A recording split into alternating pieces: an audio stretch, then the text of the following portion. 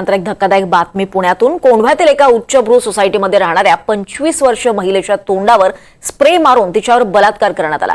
या घटनेनंतर आरोपीने तिच्याच मोबाईलमध्ये सेल्फी काढला आणि परत येईल असं टाईप करून ठेवलं। बुधवारी रात्री 7:30च्या सुमारास हा सगळा प्रकार घडलाय। या आरोपीने कुरिअर बॉय असल्याचं सांगत सोसायटीमध्ये प्रवेश केला। महिलेनं कुरिअर माझं नाही असंही सांगितलं आणि तरी सुद्धा सही करावी लागेल असं या आरोपीने तिला सांगितलं। त्यामुळे तिने सेफ्टी डोअर उघडला।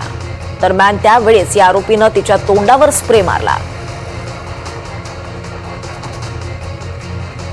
दरम्यान यावर पोलिसांनी काय माहिती दिली आपण पाहूयात। काल सायंकाळी 7:30च्या सुमारास कोंढव्यातील एका सोसायटीमध्ये निर्भया राहतात त्या ठिकाणी एक डिलिव्हरी बॉय येऊन आपलं बँकेचं एनव्हलप आलेलं आहे, कृपया आपण हे रिसीव्ह करा असं त्यांना बोलले आणि माझ्याकडे रिसीट घेण्यासाठी पेन नाही असे म्हटले। त्यावरून निर्भया ह्या घरामध्ये पेन घ्यायला गेले असता त्यांनी लागलीच फ्लॅटचा दरवाजा बंद करून अत्याचार केल्याची घटना समोर आलेली आहे। याबाबत आम्ही घटनास्थळाचा सविस्तर पंचनामा केलेला आहे। घटनास्थळावरती आयकार फोरेन्सिक एक्सपर्ट्स बोलवण्यात आलेले होते।